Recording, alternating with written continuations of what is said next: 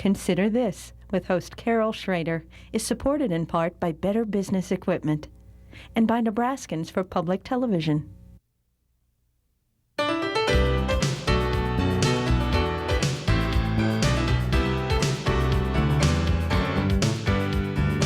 Consider This, a news and information program recorded on the campus of the University of Nebraska at Omaha. From the Fireside Lounge in the Milo Bale Student Center, here is your host, Carol Schrader. Hi, and welcome back to UNO for another edition of Consider This. Having covered City Hall many years ago, for about a period of a decade, I came across a term quite often called Omaha's Home Rule Charter. And it took me kind of a while because you had to pick up the knowledge as you went as to what home rule was, and that it exists in this state as a right for cities of a certain size, but only 2 cities, Lincoln and Omaha, take advantage of the right of home rule. Now, my guest today has just worked as a senior editor on compiling a book that could be a textbook or a reference book. And what it is, it's called Home Rule in America, a 50-state handbook. Now, before you say, oh my gosh, this sounds dry, you ought to listen to Dale Crane. He is a professor in public administration here in the College of Public Affairs and Community Service at UNO. He's written other books or worked on other books that are a little academic, but this gives you insight into why all government is local government and why we fight for the right to do certain things in our governmental subdivisions. Welcome. Good afternoon. Good afternoon. Good to see you. But this is an interesting topic to me because the thing that's kind of neat is it goes into the history of when the settlers came over from jolly old England. And they brought with them a concept that local government is really important. And we've always known that instinctively.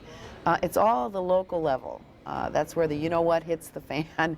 And if the streets aren't cleared and that, but it's becoming more complex because we have very complex economies, global economies. And so the concept of home rule for our larger cities is probably not understood at all. And you've attempted to do that in this book. What is it? If you were going to speak to your class and in 25 words or less, give the intro to home rule, what is it? And I'll give you more than 25 words. Home rule is a permission list. It's a list of activities that a local government may pursue, may make decisions about without having to receive permission from the higher authority, in this case the state government. It's kind of the parallel of what in our federal constitution, where they say there's a sort of a permissive clause in there that allows states to do what they do. It really, by not mentioning things, allows states to do everything else that the federal government doesn't do, basically. It's really a little different than that. If we think about the national government, state government relationship, that's much more of a parallel relationship. That's more of a relationship of relatively equal partners. Granted, there's some supremacy. There is a supremacy clause for the national government, no doubt. But what we have to understand, and I think this is the key that most people don't really understand locally, is that municipal governments, county governments, natural resource districts, school districts, they're all literally created by state governments, and they only have that authority which is given to them by the state government. Creatures of the state. That's this notion which we refer to, has been referred to in legal theory as local governments are creatures of the state. In that sense, they can be both created and they can be destroyed. They can be done away with. And that has happened. There are some states which have eliminated county governments, which might be a surprising idea here in Nebraska. That would be a hard thing in Nebraska, considering the makeup of our counties that are less populated and the power struggle back and forth. But what I find interesting is that the city of Omaha and the city of Lincoln take advantage of the right to have operate under a home rule charter. And Grand Island handed its right back. It did operate under one and then chose a little different form of city government. But when you have a city or metropolitan area, let's take Omaha and then the growing, blooming cities of Bellevue and Papillion, you have maybe not, you have more complex problems than they do in, say, Tecumseh. That doesn't mean they're any more difficult on the city and the residents and the taxpayers, but you have just layers of things. You have city blight, real clear geographical poverty areas. You have economic development complexities. You may have economic development problems in Tecumseh, but the layers are there. Does home rule allow cities like Omaha, and should Papillion and Bellevue ever choose to operate under that, does it allow them more options? That's the reputed purpose of home rule. Oh, I love how you use that weasel word, kind of reputed. Well, it's not a weasel word here, because the initial intention was to allow cities to write a charter which would give them additional areas within which they could act without having to seek permission from the state capitol. What's happened in Nebraska over time, however, is that the state legislature has imposed more and more legislation, partially because cities have asked them to create enabling legislation, but more critically, the state Supreme Court over the years has begun to say, primarily starting in the 50s, and they continued this line of argument over the last now 40 years, well, almost 50 years, that essentially they are the arbiters of what constitutes state versus local affairs. So at one time, the city of Omaha, under its charter, could actually make decisions about such things as a parking garage or street repair. Don't they do that now? No, they can only do that if the state legislature has already passed an enabling legislation, which means that if anything new comes up and the city wants to do something, let's say there's a possibility for industrial recruitment, and the city needs to make some adjustment in streets or sewers or some infrastructure issue. If they don't have the authority currently under state law, they have to take the time to get a law passed in Lincoln. And that has become an increasing question, not just in Omaha, but in cities throughout the state. Well, issues of eminent domain. All of those. You know, they have to be really well laid out. Well, how does that affect in this day and age? I mean, I suppose we should look back historically on a little bit, but why is, our cities are almost like mini states now, or at least urban areas, metropolitan areas. I mean, they're where a lot of the money is made, particularly if you look at the state of Nebraska, the income and the state sales tax, Lincoln and Omaha and those metro areas. I mean, that's where the bread is buttered. And yet they're still sort of slaves of the state. It's sort of the dictatorship is a pretty friendly, what's the word I'm looking for, benevolent dictatorship. But let me suggest a kind of sort of metaphor or analogy for you to use in this. The way the cities are treated currently, and counties are even more so, think of them as teenagers, and think of the state legislature as the parent. And so it's this ambivalent relationship where the cities need to have some degree of discretion, but the state is concerned as to how much discretion the state is willing to trust them with. Because we like to see you growing up, and we like to see you being independent and on your own and starting to earn your own money, but we don't like you to do it too fast or without our good graces allowing you to do things. Well, in this day and age, why is it so important to take a look at how home rule operates in this state and 49 other states, as you do in this book, which is actually, I wasn't able to read it all, but I find it for what could potentially a dry subject, a pretty good read. Thank you. It's nice to know that we write in a way that's appealing to people. You write to like people. That's nice. Thank you. That's really great. A couple of things. One is we did this project because we don't have a lot of information. There are only 3 other studies that have been conducted over the last 2 or 3 decades on this subject. We have, in effect, we know more about other places in the world than we know in the sense how our localities function under state government from state to state. From a scholarly fashion, as well as from a practical fashion, we need to know what's happening from place to place. We need to know what's happening in Kansas. For example, Kansas just recently took their lids off of their property tax. It might be an interesting issue here in Nebraska to address. And that was an effort to give more home rule, to give more discretion, which is the way we see home rule, back to local communities. Which is sort of how we used to have it before we started giving out state aid, and then you give it, then you take it away. And so one of the things that we find is there's an enormous amount of variation across the whole country. Different states set their relationship up between their localities, between their cities, their counties, their school districts, and state government in different ways. So some states, like Nebraska, keep their municipalities under very tight leash. Other states have given them a very wide range of activity. They don't have to report back to the state capitol before they act. But it doesn't feel to me, with the exception of maybe the cap on the property taxes, and I mean, just as a person that goes about their daily business and having some knowledge of how state and city government is related, if I'm just a regular Carol walking around the street, why should I care about this? How does this affect me? Well, if you're part of a citizens group, say OTOC, or a neighborhood organization, and you want something to happen in your city, if what you want to have happen is not already available to elected officials in that city under state law, you have to then act to get a state law passed first. What does that do? That forces you to spend 2, 4, 6 years maybe extra to move your project. And if you don't have clout, Right. like the clout that was involved in getting the Arena Convention Center mechanism in place, then you have problems as a political entity, right? Or not a political entity like a subdivision, but as a political interest group. You have problems.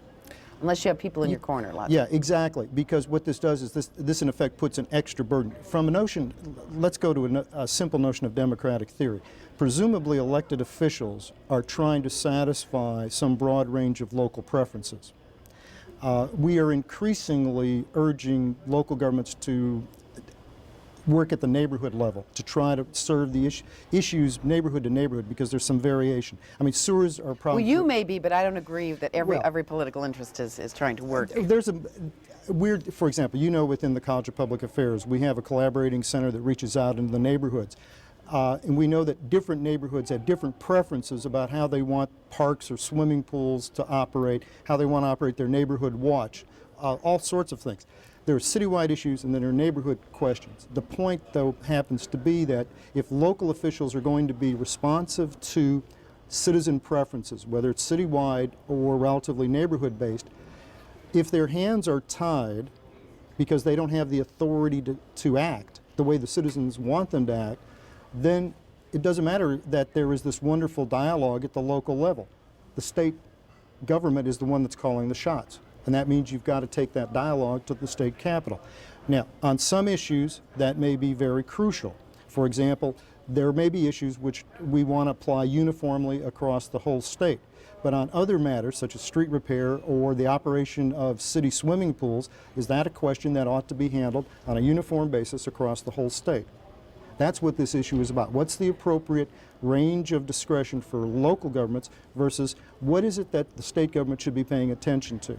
One of the things that we've heard a lot over the last several years, and we look at downtown Omaha, is, and South Omaha and North Omaha, is economic development tools. And this is especially bigger established cities that are facing some, you know, some, I think they called it referred to it in the book as voting with your feet, with all the flight to the suburbs.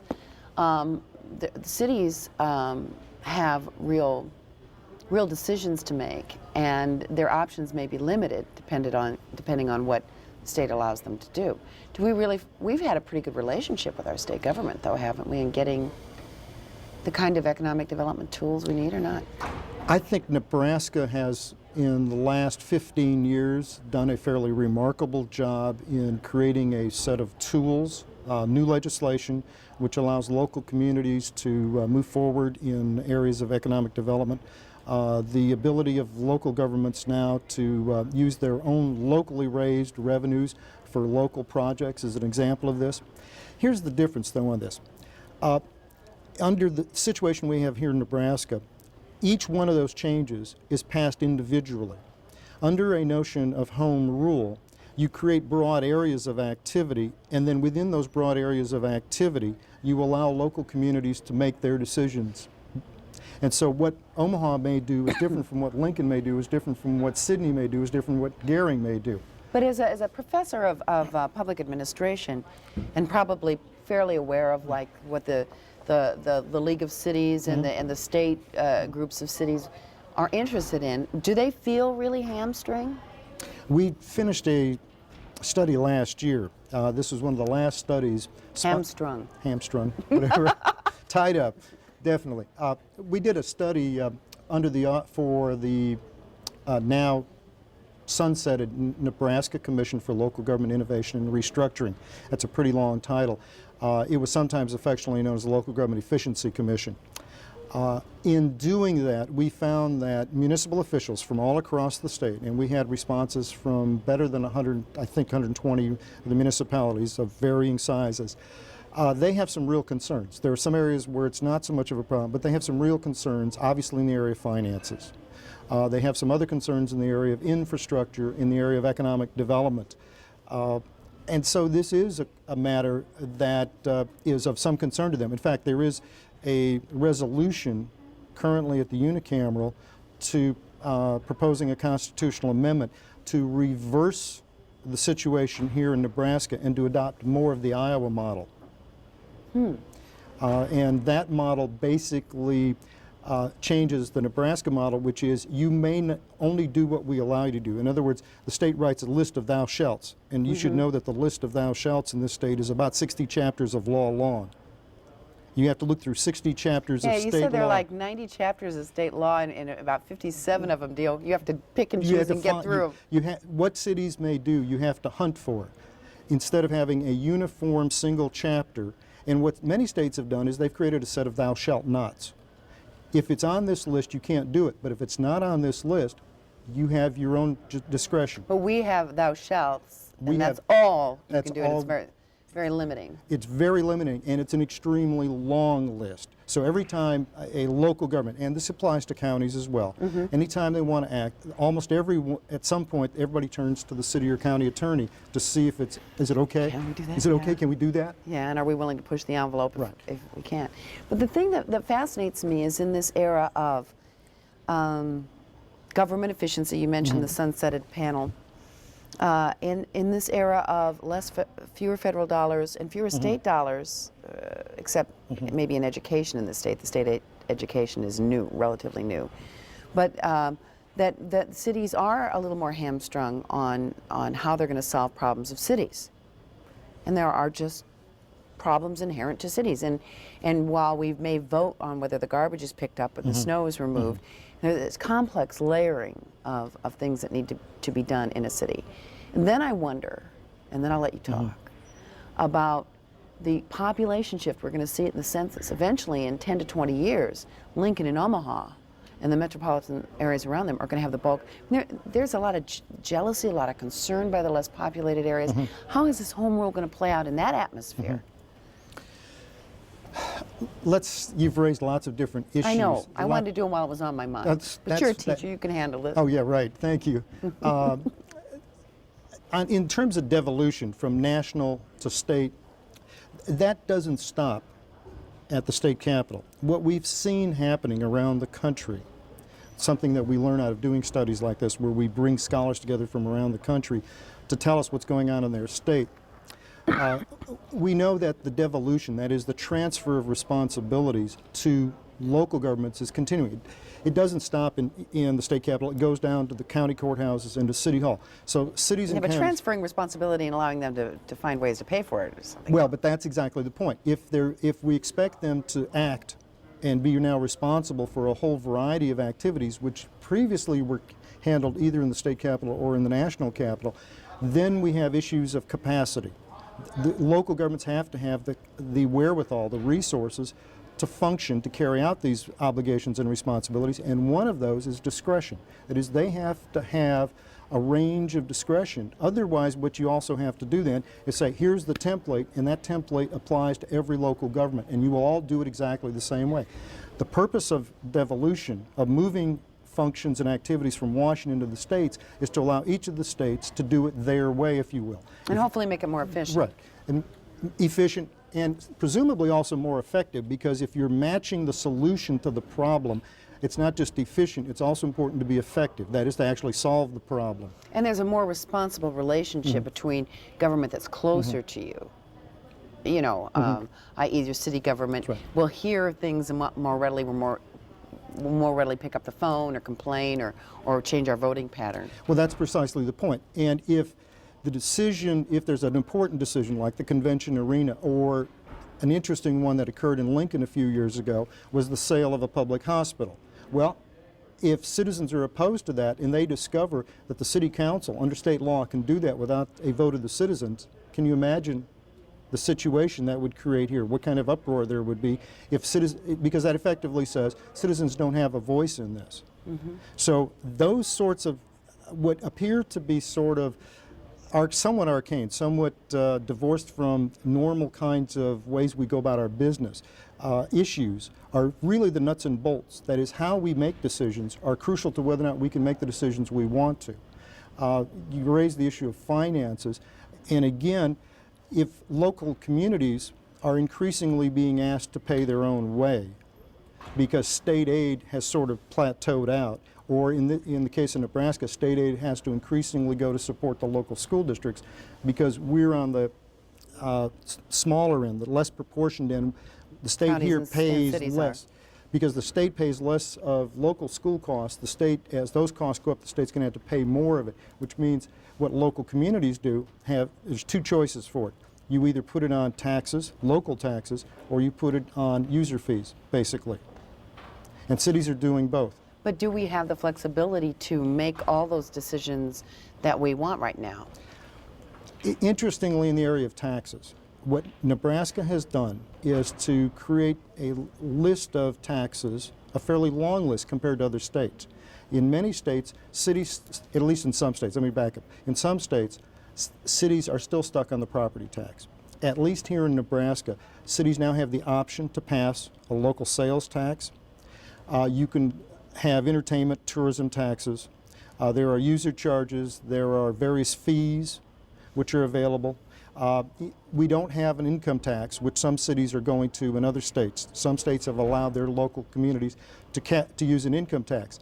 I'm sure that within Omaha, they would love to have that because of the people who work in Omaha. If you work in a community in some places, they can capture a portion of your income. So if you live out in Gretna but worked in downtown Omaha, in some states they could capture that income. Occupation tax. An occupation? Yeah. Of some sort, or we use the Right. wheel tax here to capture this. Okay, so as far as the future goes, when we have, I mean, I look at the issues coming up in the unicameral. I think that the issue of lack of mental health services is going to be huge in the next 2 to 5 years. And you've got overlapping entities. You've got Bush wants to get the nonprofits involved. You've got your regional health, county level stuff. The counties working together. You have state money. I mean, are we going to see more kind of clashes coming up in terms of flexibility versus a real strict constructionist kind of look at home rule? There may be some clashes. I think the immediate point of concern, because this is what the Nebraska League of Municipalities is concerned about, and why they're pushing this constitutional amendment, the resolution for the constitutional amendment, and that is the economic development issue, the ability to be able to react quickly to opportunities, or in some cases to emergencies. And that is the driving force, at least within Nebraska. In other states, the motivation for granting more authority to local governments is to take the burden of what is essentially local issues from the state government. It is estimated here in Nebraska that somewhere between 20 and 25% of all of the legislation, all the proposed bills, and therefore a good chunk of the time that the legislature spends is on what are really local matters. And is that a good and efficient use of the state senator's time?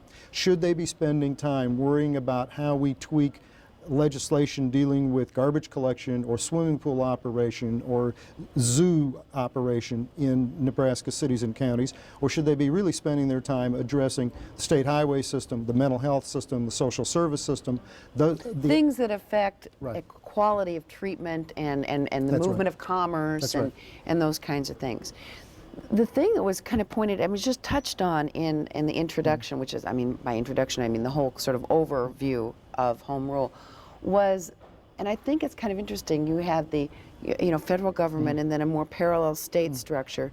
And then, but we live in this global world now where cities are almost they're not operating on their own, but they're becoming a different kind of entity than just the structure by which people live and their houses and they go to work. They're becoming almost superstructures in metropolitan areas. I mean, is this going to evolve, the relationship between federal and state, these metropolises or megalopolises Some of that might cross borders? Well, they are, because Yeah. we already see it. Our metropolitan area includes Pottawatomie County Yeah, in Minneapolis, Iowa. St. Paul. Minneapolis, St. Paul. I grew up in the Chicago area, which includes all the way from the Wisconsin border all the way around now to Michigan. But It's what's one- going to happen when the rural areas become less populated and the cities?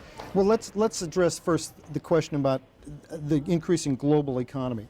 What's a lot of the folks who are writing about this subject are saying is that power is moving, or authority and the need for decision making is moving in two directions: to the international level, such as the international treaties, the World Trade Organization, those kinds of global entities which control the way in which countries function, and then moving down away from the national governments to the states and primarily to the localities, because the real engines of economy in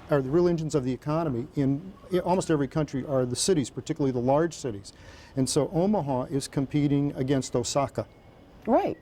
And so that's part of the argument for Flexibility taking off and- the legal straitjacket, giving more authority, more discretion, so that a community like Omaha, which includes this large metropolitan area, 50% of the state's population lives, 50 miles of downtown Omaha? But does that, that means, especially in Nebraska, you've got the huge geographical area with the small number of people that may lose, in a sense, representation, at least economic representation. Well,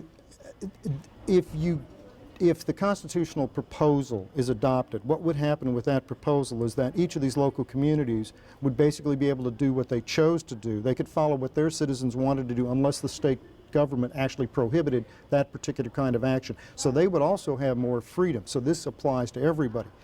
What is going to happen to local communities in greater Nebraska?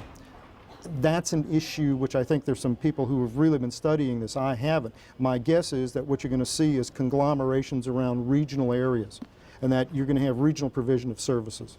Well, we've just touched the tip of the iceberg. The book is Home Rule in America, a 50-state handbook. If you're interested in sort of political theory and public policy theory, it's the place to look. I want to thank you, Professor Crane, for being with us on Consider This. And a reminder, unotv.unomaha.edu is the place to go to watch Consider This, stream it, catch up on it, and get the latest from UNO Television. Have a nice week. Thanks.